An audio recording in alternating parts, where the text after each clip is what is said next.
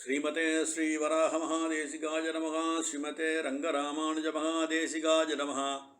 श्रीमते वेदान्तरामानुजमहादेशिकाय नमः। श्रीमते निगमान्तमहादेशिकाय नमः। श्रीमते वकुलभूषणमहादेशिकाय नमः। श्रीमते भगवते भाष्यकाराय महादेशिकाय नमः। श्रीतरङ्गमहनन्दिनी हेमाब्जनायिका समेत श्रीदेवनाथ परब्रह्मणे नमः। श्री अलर्मेल मंगा नायिका समेत श्री श्रीनिवास परब्रह्मणे नमः।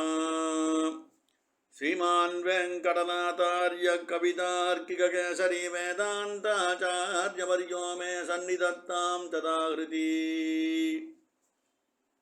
नमस्ते।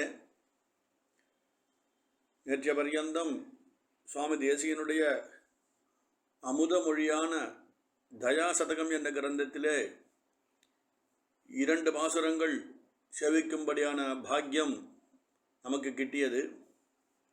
இன்றைய தினம் அந்த 3வது பாசுரம் அவதாரமாக வேண்டும். கீழ்ப்பாசுரங்களிலே அவர் தன்னுடைய கிரந்தத்தின் மூலமாக ஸ்ரீனிவாசனுடைய தயை எப்படி இருந்ததுன்னு சொல்லி தீர்த்த பகுடாம் விகாகே தீர்த்தபகுடாம் சீதளாம் குரு சந்ததிம் ஸ்ரீனிவாச தயாம்போதி பரிவாக பரம்பராம் அப்படின்னு அந்த ஸ்லோகத்தாலே ஆச்சாரிய பரம்பரையை நமக்கு காட்டி கொடுத்து அநேக மதகுகள் வழியாக ஆச்சாரிய என்று சொல்லப்பட்ட மதகுகள் வழியாக ஸ்ரீனிவாசனுடைய தயையானது கிடச்சிது. அந்த மதகு என்றப்பட்ட துறை வழியாக நாம் அனுசந்தானம் பண்ணும்போது நமக்கு சுகிருதம் மட்டுமே மிஞ்சும், துஷ்கிருதம் இல்லை என்று அருளி செய்தார்கள். இன்றைய தினமான பாசுரமானது 3வது பாசுரம். இன்னைக்கு கிருதின கமலாவாச காருண்யை காந்தினோ பஜே தத்தேயத் சூக்தி ரூபேண திரிவேதி சர்வயோக்யதாம். காருண்யை கமலாவாச காருண்யை காந்தினோ பஜே அப்படின்ட்டு பஜிக்கிறேன், அதாவது வேண்டுகிறேன், சரணாகதி பண்ணுகிறேன், எப்படி வேணும் அர்த்தம் பண்ணிக்கலாம். முதல்ல எடுத்து கிருதினகான்னு ஒரு பதம் எடுத்துட்டு இருக்க தேசிகன். கிருதினகா என்ன சுவாமி அர்த்தம்னா, ஒரு செயலை செய்ய வேண்டியதை செய்து முடித்தவர்கள், அதாவது கிருதகிருத்தியகான்னு சுவாமி தேசிகன் ஸ்ரீமத் ரகசியத்திரிய சாரத்தை எடுத்திருக்கார். என்ன கிருதகிருத்தியம்னா, ஒரு சிவச்சனுடைய தர்மம் என்னன்னா அனுஷ்டானங்களை பண்ணணும். ததனந்தரம் இந்த ஆத்மாவை ரட்சிக்க வேண்டும். அதுக்கு இவனுடைய அங்கங்களில் ஒன்னா சேர்த்து ஆச்சாரியன் திருவடியிலே பிரார்த்தனை பண்ணி இந்த ஆத்மாவை எம்பெருமானிடத்தில் ஒப்படைப்பது. அதை பண்ணிட்டவா அந்த சரணாகதி அனுஷ்டிச்சவாக்கு கிருதகிருத்தியன்னு பேர். கிருதகிருத்தியன் செய்த வேண்டியதை சத்சம்பிரதாயத்தினுடைய ஆச்சாரியருடைய வழிப்போக்கிலே சென்று செய்து முடித்தவன் நிர்பரனாய் இந்த ஆத்மாவை ரட்சிப்பது என்னுடைய பொறுப்பு இல்லை, எம்பெருமானுடைய பொறுப்பே என்று நிர்பரவன் மார்பிலே கை வைத்து உறங்குவன் போலே நிம்மதியாக பெருமூச்சோட தூங்கலாம் அப்படின்னு சொல்கிறதான் கிருதகிருத்தியன்னு தேசிகன் சாய்கிறார். செய்ய வேண்டியதை செய்து முடித்தவர்கள் செய்த வேள்வியர் வையத்தேவரரா அப்படின்றது திருவாய்மொழி பாசுரம். அதனாலே நாம் நற்கதியை அடைவதற்கு நல்வழி வகுத்தவர்கள் நம் ஆச்சாரிய சிரேஷ்டர்கள் இல்லையா. அவளுக்கு துஷ்கிருதமே தெரியாது, சுகிருதம் மட்டும்தான் தெரியும், நல்லதை மட்டுமே போதிக்கக்கூடியவாள் நம் ஆச்சாரியர்கள். இவருடைய கிருதினகா அப்படின்னா பிரபந்தங்கள், திவ்ய சுக்திகள்னு சொல்கிறா, அதன் வழியாக நமக்கு போதிக்கிறார்கள். அதான் கிருதினகா கமலாவாச காருண்ய காந்தினோ பஜே காருண்யை காந்தினோ பஜே. கமலா யாருக்கிட்ட போய் இவா வந்து அடைக்கலம்னு கேட்குறா அப்படின்னு ஒரு பிரச்சனை பண்ணிண்டாக்க, கமலாவாச காருண்யை காந்தினஹா. கமலையுடன் அரசாலும் கரிகிரி மேல் காவலனேன்னு தேசிகன் வாக்கே இருக்கு. கமல மலர்மேல் செய்யாள் அப்படின்னு ஒரு வாக்கு இருக்கு. திருமாபினில் சேரு திருமாலே அப்படி எம்பெருமானே திருமாபிளில் சேர்கின்ற திருமாலாகிய திருமகள் அதாவது சிவப்பதியினுடைய அனுகிரகத்தை பெறுவதற்கு எப்படி அந்த திவ்ய தம்பதிகளிடத்தே அவர் திருவடியிலே மாத்திரம் மகா விஸ்வாசம். மலர்மேல் உரைகின்ற மார்பன், மங்கை உரைகின்ற மார்பன், இப்படி பிராட்டி சகிதனாக இருக்கக்கூடியதான எம்பெருமாண்டத்திலே மட்டுமே இவர்களுக்கு மகாவிஸ்வாசம். நம் ஆச்சாரியாளுக்கு பெருமாளை தவிர்த்து பிராட்டி கிட்ட போகிறதில்ல, பிராட்டியை விட்டுட்டு பெருமாள்கிட்ட போகிறதில்ல. ரெண்டு பேரும் சேர்த்து அபுதக் சித்தமாக இருக்கக்கூடியதான ஒரு வஸ்துவான பெருமாளிடத்திலே, ஜகத் ரக்ஷகனிடத்திலே மாத்திரம் விஸ்வாசம் இவாளுக்கு. கமலாவாச காருண்யை காந்தினஹா அப்படின்னு சாய்கிறார். ஏன்னா சில பேர் சொல்லுவான், நானே ஆச்சாரியன், எனக்கே எல்லாம் தெரியும், நல்லா நான் வித்தைகள்லாம் காட்டுவேன்பா அப்படின்னு சொல்லுவாள். அவளை நாடி இந்த ஜனங்கள் ஓடும். அழகாக சொன்ன சுவாமி தேசிகன், கும்பிடுவார் ஆரண்டு தேடுகின்றார், குணங்களையும் தங்களுக்கு கூறுகின்றார் அப்படின்னு சொல்லி தம்பளவை உடல் குறித்து நடிதன்கின்றார், சந்ததிக்கு தவம் பலிக்கத்தான் போகின்றார்னு சாய்ச்சார். கும்பிடுவார் ஆரண்டு, என்னை செவிக்கக்கூடியவா யாரு அப்படின்ட்டு இந்த கொட்டாங்குச்சி, அதாவது ஒன்றுத்துக்கும் பிரயோஜனமில்லாத சன்னியாசிகள்லாம் இருக்காளே, அவெல்லாம் கும்பிடுவார் ஆரண்டு தேடுகின்றார், குணங்களையும் தங்களுக்கு கூறுகின்றார். எங்களுக்கு இந்த குணம் இருக்குது, அந்த குணம் இருக்குது, என்னை நாடி வாங்கோ, எனக்கு சம்பவனை கொடுங்கோ, நான் அனுகிரகம் பண்ணுறேன்னு வித்த ஜாலங்கள் காட்டி மாய மயக்குகளை காட்டுவார். குணங்களையும் தங்களுக்கு கூடுகின்றார் அப்படின்னு சொல்லுவார். அப்புறம் பார்த்தா தமக்கென்று வீடென்று சாதிக்கின்றான்னு சொன்னார். தமக்கு இனிமேல் வீடென்று சாதிக்கின்றான்னு, அதாவது எங்களுக்கு இனிமே பெருவீடு கிடச்சி போச்சு அப்படின்னா, அப்பா எங்களுக்குன்னு இந்த சிஷ்யாலாம் கேட்பாளே சொன்னால் இப்போ கிடையாது, சந்ததிக்கு தவம் பலிக்கத்தான் போகின்றான்னு சாதிச்சார். என்னடா அது, எனக்கு பெருவீட்டு வைகுண்டத்தை வாங்கி கொடுன்னு நம்ம கேட்க இங்கே வந்தாக்க இவனுக்கு வைகுண்டம் கிடச்சிட்டு போகிறேன்றானே, நமக்கு ஒரு உபாயம் காட்டலையே. அப்படிப்பட்ட சாமியார்கள் தான் இந்த லோகத்தில் இருக்கா. அப்படிப்பட்டவா நம்ம ஆச்சாரி புருஷாள் இல்லை, இவா பரமஸ்ரேஷ்டாள், மனநசீலாள் இல்லை. அப்படிப்பட்டவா இவா எப்படி இருக்கான்னா, நாள்தோறும் ஏகசிந்தயனாய் குரு சடகோபன்மாரன். சுவாமி நம்மாழ்வார் சொன்னார், பெருமாளை தவிர்த்து வேற ஒரு புருஷார்த்தத்தை நாடாதவர் சுவாமி நம்மாழ்வார். திருப்புளையுங்குடைய அமர்ந்து கொண்டு ஒவ்வொரு பெருமாளை மங்களாசாசனம் 36 திவ்யதேச எம்பெருமானை தான் மங்களாசாசனம் செய்து நமக்கு அற்புதமான திருவாய்மொழி என்ற அமுதத்தை அனுகிரகித்தார் சுவாமி நம்மாழ்வார். அவர் எப்படி இருந்தானான், நாள்தோறும் ஏக சிந்தையனாய், இல்லையா, விச்சின்னமே கிடையாது, அவிச்சின்னமான பக்தி அவரிடத்து இருந்தது. ஏகாந்த பக்திரு கோவிந்தே என்று சொல்லும்படியாக எப்படியும் கலியன் அழகா சாட்சியர் எப்படின்னா, கலியனுடைய சிந்தையை விட்டு பெருமாள் ஒரு க்ஷணமும் பிரிய மாட்டாராம். அழகா சொன்னார் கலியன், சிந்ததன்னுள் நீங்காதிருந்த திருவே மறிவினியமைந்தா, அந்த நாளி மாலே சோலை மழகளிரே நந்தா விளக்கின் சுடரே நரையூர் நின்ற நம்பி என் எந்தா இந்தளூராய் அடியேற்கிறையும் இறங்காயே அப்படின்னா, கொஞ்சம் அனுகிரகம் பண்ண மாட்டியா, ஒரு படி இறங்கி தான் வாயம்பா. ஏன்னா இறங்கணும் அப்படின்னா, உன்னை விட்டால் நான் யாரையும் நினைக்கலையப்பா, என் சிந்தையை விட்டு நீ என்னும் நழுவவன் கிடையாதே, நீ அச்சுதனாக இருக்கையேப்பா. அதெல்லாம் சொன்ன, சிந்ததன்னுள் நீங்காதிருந்த திருவே மறிவினிய மைந்தா, அந்த நாளி மாலே சோலை மழகளிரே. நீ எப்படிப்பட்டவன், நீ அந்தா விளக்கின் சுடரே நிறையூர் நின்ற நம்பியே, நிறையூர் நின்ற நம்பியே, நீ நந்தா விளக்கின் சுடராய் ஜோதிர்மயமாய் இருக்கப்பா. நீனு தேசத்தால் இல்லை என்னும் தெய்வநாயகா என்னும்படி இந்த ஆழ்வார்கள் மனசிலை வாழ் நாள்தோறும் ஏக சிந்தையனாய் இருக்கக்கூடியவர்கள். ஆழ்வாரையும் எம்பெருமான தவிர்த்து வேறொரு புருஷார்த்தத்தை நாடி செல்லாதவர்கள். அதனாலே அவ எப்படி புருஷார்த்தத்தை நாடி செல்லாவல்னா, கமலையுடன் அரசாளும் கரிகிரி, அப்படி பிராட்டி சகிதனாக இருக்கக்கூடிய பெருமாளிடத்திலே மட்டும் கமலாபாச காருண்ய காந்தினஹா அப்படின்னு சொன்னார். இவா எப்படி இருக்கானா, நீ தான் எங்களுக்கு அனுகிரகம் பண்ண வேண்டும், வேறு ஒருத்தர் அனுகிரகம் பண்ணால் எங்களுக்கு பலிதமாகாது என்று நம் ஆச்சாரியாலாம் மனசிலே வாய்ண்டு என்ன பண்ணான்னா, நின்னருளே நிற்பனவும் நல்லான் அருள் செய்வான் பல்லார் அருளும் பழுது. நல்லவன் பாணி, நீ தான் அனுகிரகம் பண்ணணும், வேறு அனுகிரகம் பண்ணால் எனக்கு ஒரு பிரயோஜனம் இல்லை, பல்லார் அருளும் பழுது அப்படின்னு. வேறு யார் எனக்கு அனுகிரகம் பண்ணாலும் அது பழுது தான் சுவாமி, அது நல்ல வஸ்து இல்லைன்னு சாய்ச்சார். அருள் முடிவது ஆழியான் பால்னு திருமழிசெப்பிரான் நான்முகன் திருவந்தாதியில். என்னன்னா இரண்யகசிபு நினச்சிருந்தான் இந்த விஷ்ணு விஷ்ணுன்னு சொல்லானே பிரகலாதன், ஏதோ ஒரு மால்மாயம் பண்ணி தான் இந்த விஷ்ணு உயர்ந்த ஸ்தானத்தை அடைஞ்சிருக்கான்.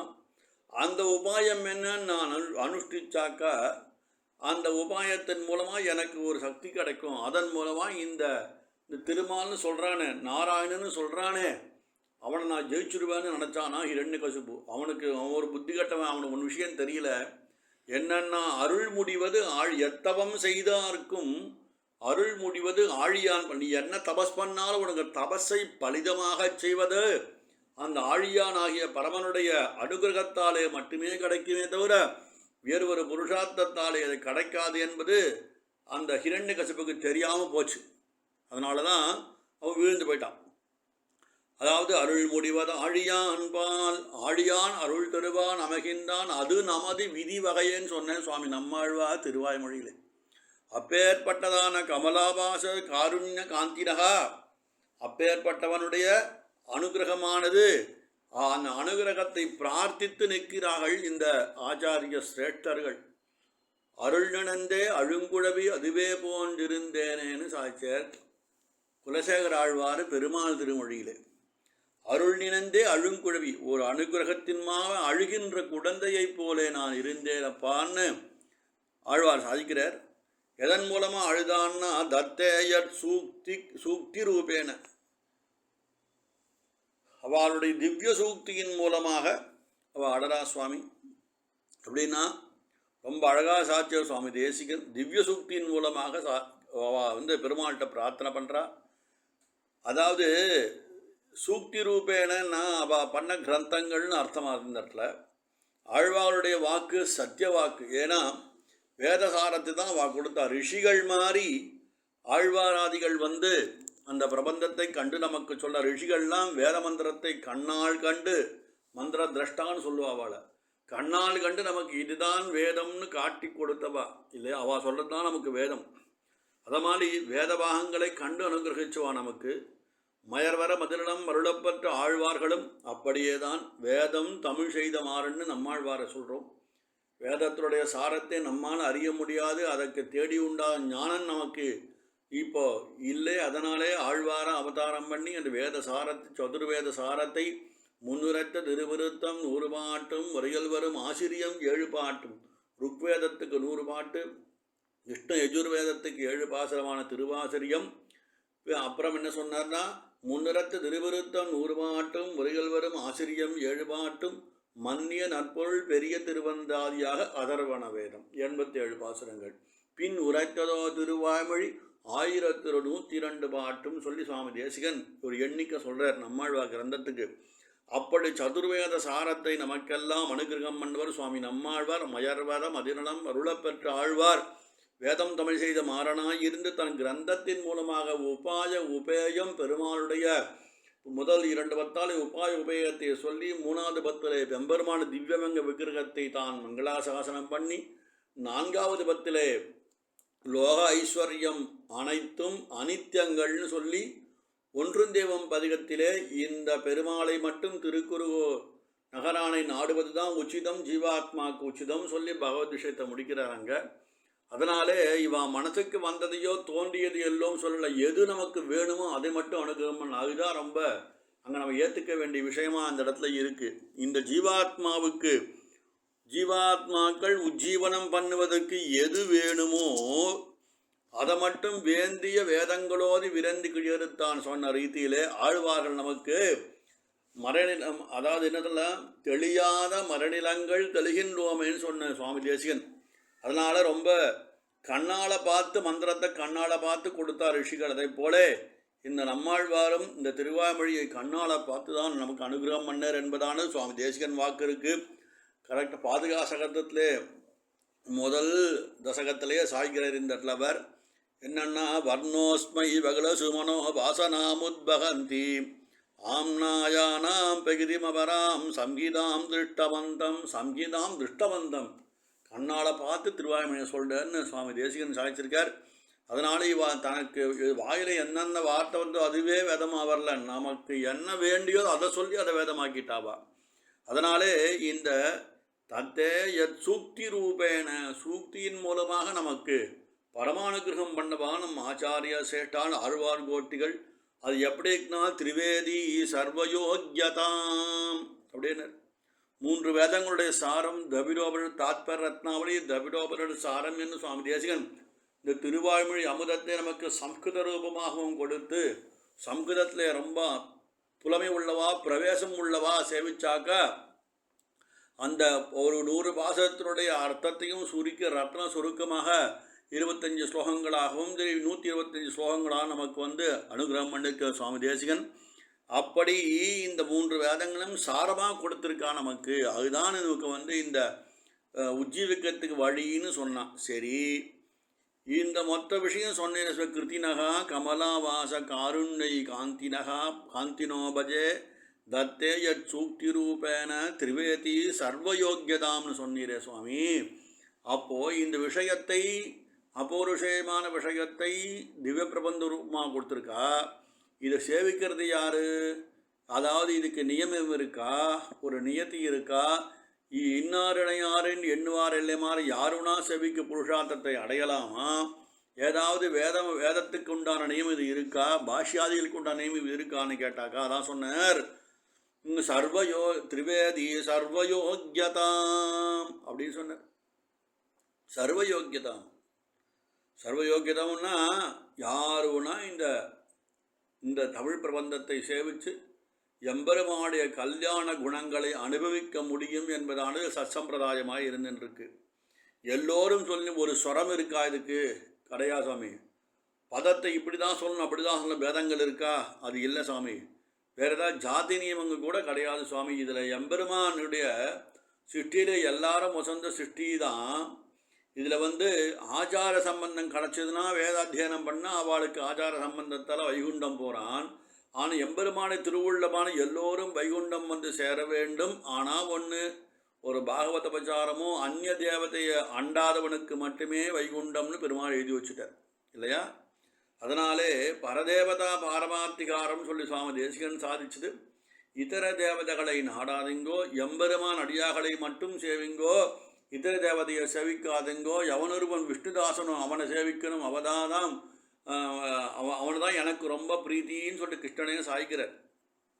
அப்படி வேறு தெய்வத்தை நாடாதையும் எம்பெருமானை மட்டுமே நான் ஆட வேண்டும் அப்படின்னு சொல்லி ஒவ்வொரு ஜீவாத்மாவுக்கும் அவள் ஆச்சாரியாள் உபதேசம் பண்ணுறா. அப்போது அவள் பெருமாளை தெரிஞ்சுண்டா இந்த வேதபாகம் கஷ்டமாக இருக்குது, ஸ்ரீபாஷ்யாதிகள் எல்லாம் ரொம்ப கடினமாக இருக்குது, சாஸ்திர பிரவேசம் இல்லைன்னா அந்த கிரந்தத்தை நாம் அனுசந்தானம் பண்ண முடியா என்பவாளுக்கு திருவாய்மொழியாக கிரந்தம் பரம அமுதமாய் அந்த சாஸ்திரங்கள்லாம் எதை சொல்கிறதோ அதுதான் திருவாய்மொழியும் ஆழ்வார் திவ்யசூக்திகளும் பெருமாளை குணாதிசயங்கள் அவதாரத்தில் அவன் செய்த சேஷ்டிதங்கள் மேலும் இத்தியாதி விஷயங்களை தமிழ் பிரபந்தமே நமக்கு கற்றுக் கொடுக்குது. அதுக்கு என்னென்னா ஸ்வரத்தோ காத்தாலையோ சாயந்தரமோ நீ எப்போ ஃப்ரீயோ அப்போ சொல்லலாம். அப்படி ஆயிடுத்து. வேதத்துக்கு நியமம் அஷ்டமியாச்சு சதுர்தசி சொல்லக்கூடாது, அமாவாசை பிரதம பௌர்ணமி பிரதம சொல்லக்கூடாது, பிரதோஷம் சொல்லக்கூடாது, இத்தியாதி நியமங்களெல்லாம் வேதத்துக்கு இருக்குது, இதர கிரந்தங்களுக்கு இருக்குது. ஆனால் இந்த ஆழ்வாருடைய அமுத மொழிக்கு என்ன சுவாமி நியமம்னா சதா பஷ்யந்தி சூரேகான்னு சொன்னால எப்போ பார்த்தாலும் நீ சொல்லிட்டுக்கலாம். எப்படி தேவாதி தேவர்கள்லாம் வைகுண்டத்தில் பெருமாளை எப்போ பார்த்தாலும் சேவிச்சுன்னு இருக்கோம், அதை போல இந்த கிரந்தம் வாயிலாக அந்த ஆழ்வாராதிகள் பண்ண தமிழ் பிரபந்தங்களின் வாயிலாக எம்பெருமானை நாம் சேவித்து தொழுது வாயினால் பாடி நமோ நாரணாவென்றும் அத்தகத்திடை கைகளை கூப்பி என்று பெரியாழ்வார் சாதித்தது போலே அந்த கமலாவாச காருண்யை காந்தினகா பஜே அந்த கமலாவாசரை இந்த ஆழ்வாருடைய யற்சூக்தி ரூபேன 3 வேதத்தினுடைய சாரமான யற்சூக்தி ரூபேன கிருத்தினக ஆழ்வார்கள் செய்த கிருத்தியாலே கமலாவாசனாகிய காருண்ய காந்தியை நாம் பஜே எப்பொழுதும் வதிக்க வேண்டும், எப்பொழுதும் துதிக்க வேண்டும், எப்பொழுதும் பிரார்த்திக்க வேண்டும் என்பதை இந்த கிருத்தினகா கமலாவாச காருண்யை காந்தினோ பஜே தத்தேய சூக்தி ரூபேன திரிவேதி சர்வயோக்கியதாம் என்கிற பதத்தாலே சுவாமி தேசிகன் இங்கே அழகாக அனுகிரகம் பண்ணுறார் நமக்கு. எப்படின்னு கேட்டாக்கா, எப்படி அதிகாரி நேம் எல்லாம் இருக்குது, யாருன்னா சேர்க்கலாம். இந்த விஷயம் எப்படி நமக்கு ஒரு உத்வேகத்தை கொடுக்குதுன்னா, மேகங்கள் எப்படி சமுத்திர ஜலத்தை தன்னுள்ளே வாங்கி ஒரு மழையாக பெய்து லோகத்துக்கு க்ஷேமத்தை விளைவிக்கிறதோ, அதை போலே ஆழ்வாராதிகள் எல்லாரும் தாங்களே மேகங்களாக இருந்து சமுத்திரமாகிய அந்த வேதத்தினுடைய விஷயக்கருத்தை தன் உள்ளே வாங்கி பிரபந்தம் என்ற மழையாளை நமக்கு பொழிந்து, எம்பெருமான் இவ்வளவுதாம்பா கைக்குள் அடங்கினவன் உள்ளங்கை நெல்லிக்கினியான் எம்பெருமான் ஒரு க்ஷணத்தை கோவிந்தான கூட்டா ஓடி வரக்கூடிய ஆணைக்கு நீ அருள் செய்தமையால் அந்த ஆணை கூப்பிடும்போது வைகுண்டத்திலே வந்த பெருமாள் இவன்தான் காட்டி கொடுக்கக்கூடியதான கிரந்தங்களானது ஆழ்வாரதில் திவ்யசூக்திகள் நமக்கு சீபாஷ்ய கிரந்தங்கள்லாம் சொல்லியிருக்கார். நமக்கு இதே விஷயத்தை சுவாமி தேசிகன் தெய்வநாயக பஞ்சாயத்தை 3வது பாசுரத்தை சொன்னார். திவ்வேதயா ஜலநிதௌ திவிஷன் நியந்து தீர்த்தம் நிதர்சித பதகத்ரிஜகன் நிஷேவ்யம் பிராதக்கவின் நிகம சம்வித சூந்துதோக்தீன் பிராச்சேதச பிரபுதிகான் பணமாம் யபீக்ஷ்ணம். அதாவது இந்த தேவநாதனுடைய தயையான கடல் ரொம்ப திவ்யமாக இருக்குது. இதில் எப்படி இறங்குவதுன்னா, ஆழ்வாராதிகள் எல்லாரும் தான் நமக்கு துறையாக இருக்கா. அப்பேற்பட்டதான வேதத்துக்கு ஒப்பான் அவருடைய வாக்கின் மூலமாக நாம் அந்த கவிகளுடைய வாக்கின் மூலமாக இருக்கலாம். அந்த வால்மீகி பகவான் ஆகியவர் நமக்கு ஸ்ரீமத் ராமாயணம் என்ற விஷயத்தை கொடுத்தார். ராமாவதாரத்தின் போதே நமக்கு வேதமே ராமாயணமாக வந்தது. ராமாயணம் வால்மீகி எழுதினார். இவர் அவதாரம் பண்ணும்போது வேதம்னா ராமாயணமாக வந்ததுன்னு பெரியவாள் நிர்வாகம் பண்ணுறா. அதை போல இந்த வேதமே நமக்கு ஆழ்வார் திவ்யசுக்தியாக வந்தது என்பது பெரியோருடைய வாக்கு. கவிகளாக இருந்துட்டாவா. அதனால் இப்படி எப்படி சொல்லணும்னா, அருள்மிகத்து ஒரு வடிவாய் கச்சிதன்னில் என்ற ரீதியிலே முதலாழ்வார் 3 பேரும் அவதாரம் பண்ணி திருமைஷிப்பிரான் சுவாமி நம்மாழ்வார் என்ற ரீதியிலே மதுரகவியார் என்ற ரீதியிலே வரிசை கிரமமாக கடைக்குட்டி ஆழ்வாரான கலியன் பரியந்தம் இருந்து ததானந்தரம் ஸ்ரீமன் நாதமணிகள் மூலமாக சத்சம்பிரதாயத்துக்கு அந்த 4000 யோகதசையிலே அனுகிரகம் பண்ணி, அப்புறம் நமக்கு ஸ்ரீமத் ஆளவந்தார் பகவத் பாஷிகார சுவாமி தேசிகனாக கொடுத்து, பின்பு மேலும் மேலும் ஆச்சார சந்ததியை ஒரு நதி போலே ஒரு பிரவாகம் போல இன்றளவும் பெருக்கெடுத்து கொடுக்கிறான்னா, அது சீனிவாசனோட தயை என்ற குணத்தாலே வந்தது. அதனால் சொன்னார், கிருதினகா கமலாவாச காருண்யை காந்தினோ பஜே தத்தே யத் சூக்தி ரூபேன திரிவேதி சர்வயோக்கியதாம் சொல்லிட்டு அந்த ஆழ்வாராதிகளையும் அவர்கள் செய்த கிருதிகளையும் இந்த சுவாமி தேசிகன் நமஸ்காரம் பண்ணி, மேலும் அடுத்த விஷயத்தை அடுத்த பாத்திரத்தில் சாய்க்க போறார். கவிதார்க்கிக சிம்மாய கல்யாண குணசாலினே ஸ்ரீமதே வெங்கடேசாய வேதாந்த குரவே நமஹ.